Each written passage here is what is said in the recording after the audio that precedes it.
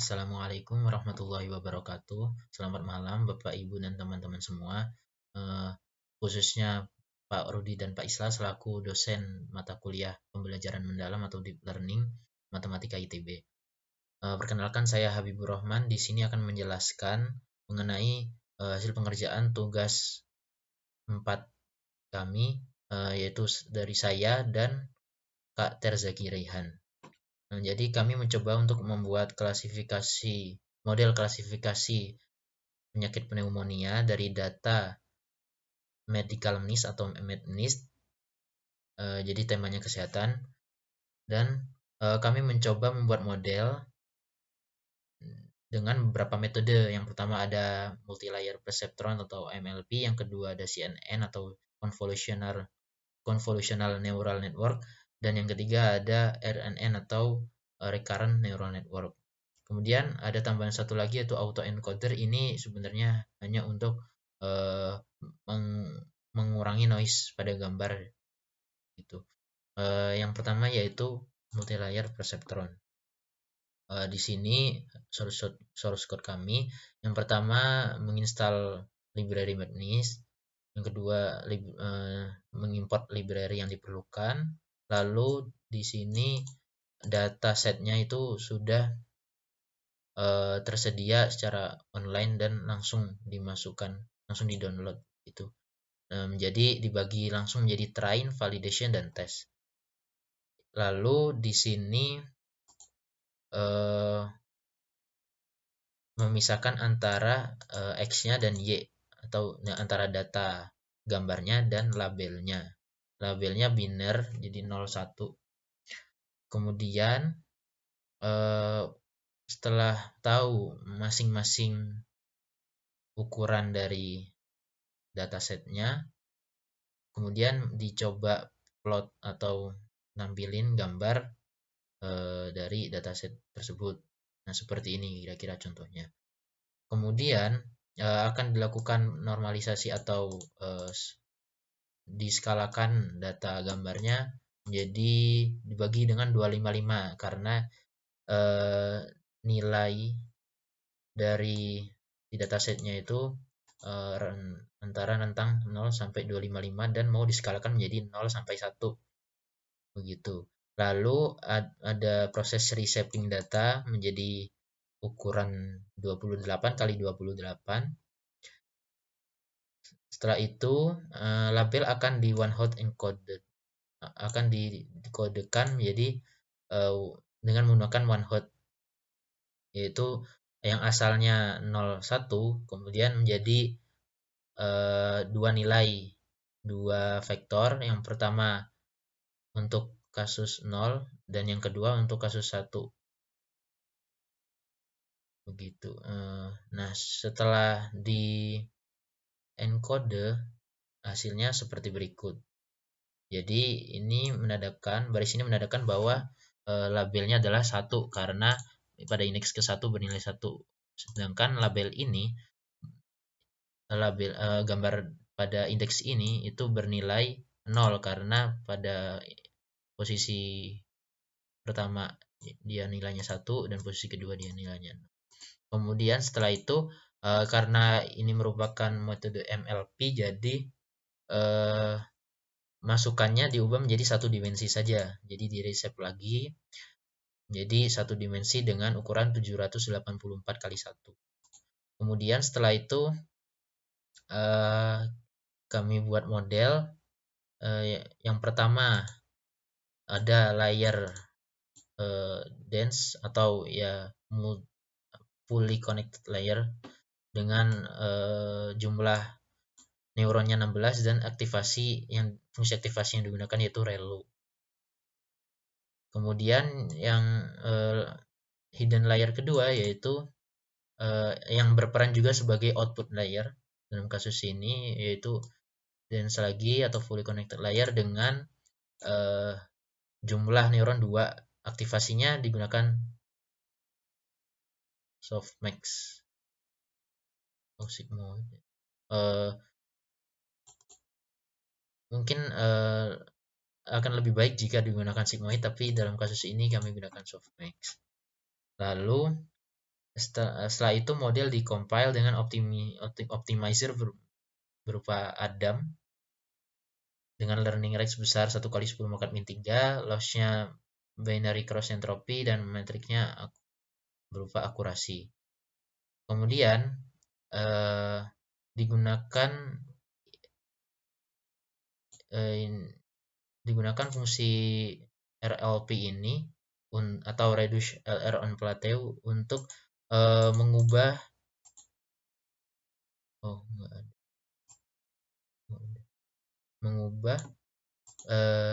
learning rate jadi dinamis. Jadi setiap epoch learning rate-nya bisa berubah. Kemudian modelnya di feed dengan data trainnya. Digunakan batch size sebanyak 64 dan shuffle-nya true diaktifkan, epoch-nya 20. Lalu nanti modelnya dijalankan dan begini hasilnya. Jadi loss function terakhir itu 0,1266, akurasinya sebesar 95%. Lalu yang ini untuk yang train. Kalau yang tes lossnya 0,1281 dengan akurasi validasinya 0,95%, 0,95 atau 95%. Kemudian setelah itu kami plot untuk loss functionnya. Yang biru adalah train loss, yang kuning adalah validation loss. Dapat dilihat pada gambar bahwa seiring penurunan train loss, validation loss juga menurun. Jadi ikut menurun beriringan, jadi modelnya termasuk yang tidak overfitting. Kemudian akan dicek evaluasi model dengan cara melihat confusion matrix dan beberapa metrik yang untuk mengukur performa model seperti precision, recall, dan F1 score. Nah, di sini dapat dilihat bahwa presisi maupun recall-nya cukup bagus. Kemudian ini untuk data validasi. Kalau yang atas ini untuk data train atau data latih. Ini data validation. Kemudian yang bawah ini juga ini data testing untuk menguji. Nah, dalam pengujian ternyata presisinya agak berkurang. Recall-nya juga yang asalnya 90%-an ini menjadi 80%, sedangkan recall-nya yang asalnya 90% juga berkurang menjadi 0,59. Nah, berarti dalam kasus ini model belum cukup baik karena terdapat perbedaan yang jauh antara performa model pada saat training dan validasi dengan saat testing. Yang kedua yaitu model CNN. Nah, dalam kasus ini sama, kami gunakan dataset pneumonia MNIST dari MNIST. Lalu sama juga preprocessingnya sama. Kemudian langsung lanjut ke bagian pembuatan layernya. Yang pertama ada layer konvolusi 2 dimensi dengan jumlah filter sebanyak 32, ukuran kernelnya 3x3, stride 1x1, paddingnya diatur same, aktivasinya relu, dan input shape sama 28x28 sesuai gambarnya. Kemudian ada layer max pooling dengan ukuran poolnya 2x2 dan stride 1x1, paddingnya valid. Kemudian ada layer dropout dengan rate 0,05 untuk mencegah overfitting. Kemudian ada flatten layer untuk mengubah dari yang asalnya 2 dimensi menjadi 1 dimensi saja atau vektor 1 dimensi. Kemudian ada dense atau fully connected layer dengan jumlah neuronnya 64 unitnya dan aktivasinya relu. Kemudian yang terakhir ada dense layer juga dengan aktivasi softmax. Sebagai pengganti softmax mungkin bisa juga diganti dengan sigmoid. Kemudian model dikompile dengan optimizer Adam Max, learning rate-nya 1 kali 10 pangkat min 4 dengan loss-nya categorical cross entropy. Sebenarnya dalam kasus biner lebih baik menggunakan binary, tapi categorical cross entropy juga bisa, karena ya termasuk kategori tapi hanya terdiri dari dua kategori. Tapi untuk evaluasi bisa digunakan, lebih baik digunakan binary cross. Matriksnya akurasi, lalu sama modelnya di fitting dengan batch size sekarang 128, shuffle-nya true juga, epoch 20 sama. Kemudian nah ini plot dari loss function, di yang biru data train, yang kuning data validasi. Kemudian dapat dilihat juga bahwa di sini antara loss di train sama di validation itu beriringan saling turun. Artinya modelnya cukup fit, tidak overfit.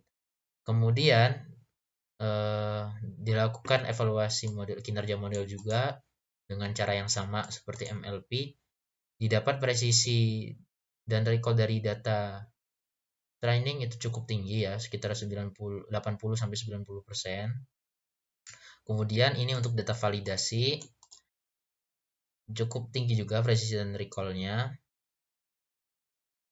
Oh ya, akurasinya itu tinggi juga, untuk data training 95%, untuk data validasi 96%. Nah, agak berkurang di data testing atau pengujian.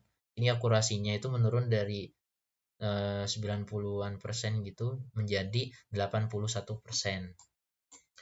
Lalu jadi hampir mirip yang model MLP, jadi presisi di kelas 1 ini berkurang juga, dan recall di kelas 0 berkurang sangat jauh. Ya, jadi dapat disimpulkan bahwa model ini belum optimal untuk klasifikasi 2 kelas ini pneumonia. Yang ketiga yaitu model RNN atau Recurrent Neural Network. Nah, model ini biasanya memang sebenarnya dikhususkan untuk data yang data time series atau deret waktu begitu. Tetapi kami coba untuk klasifikasi juga. Yang pertama sama data preprocessing, di encoder dengan one hot encoder juga, lalu masuk ke sini. Jadi layernya adalah input layer, ada input layer 28 kali 28 inputnya. Lalu ada menggunakan fungsi simple RNN dari TensorFlow dengan parameter jumlah neuronnya itu 64 unit dan aktivasinya relu. Nah, fungsi simple RNN ini akan dihitung pada akan digunakan si inputnya juga. Inputnya ini akan dimasukkan ke fungsi simple RNN. Kemudian layer terakhir yaitu dense atau fully connected untuk mengklasifikasikan data tersebut jadi dua kelas, 0 atau 1, negatif atau positif pneumonia gitu. Aktivasinya softmax nanti dalam pengembangannya sebenarnya lebih baik jika digunakan sigmoid karena hanya dua kelas biner. Lalu modelnya kita tampilin summary-nya, lalu dikompil dengan optimizernya Adam, learning rate 1 kali 10 pangkat min 3, loss-nya categorical cross entropy, metriknya akurasi, lalu di feed terhadap data train.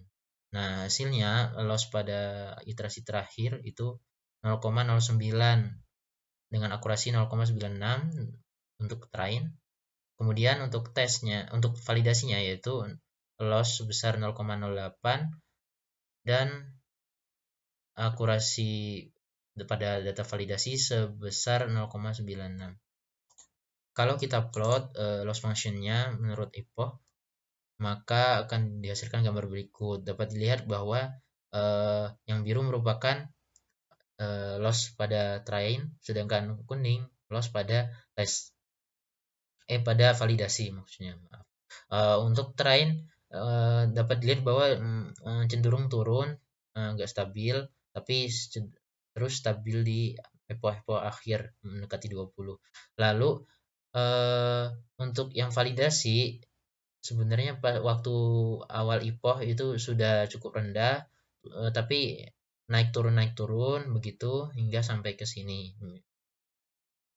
beriringan dengan trennya. Kemudian hasilnya dievaluasi dengan metrik yang sama, presisi dan recall-nya ini tinggi, sangat tinggi di train. Kemudian juga di testing juga sangat tinggi, lebih dari 90%. Lalu sebaliknya akan berkurang di data uji atau testing yang awalnya 90-an% jadi 81% untuk presisi kelas 1 dan 62% untuk recall kelas 0.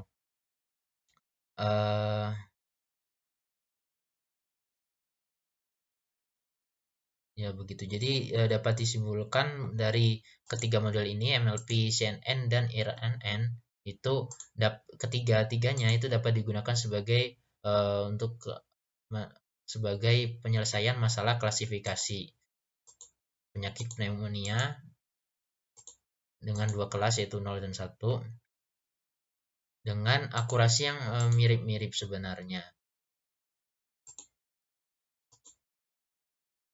Lalu yang terakhir ada autoencoder. Autoencoder ini kami hanya menggunakannya untuk noise reduction atau pengurangan noise.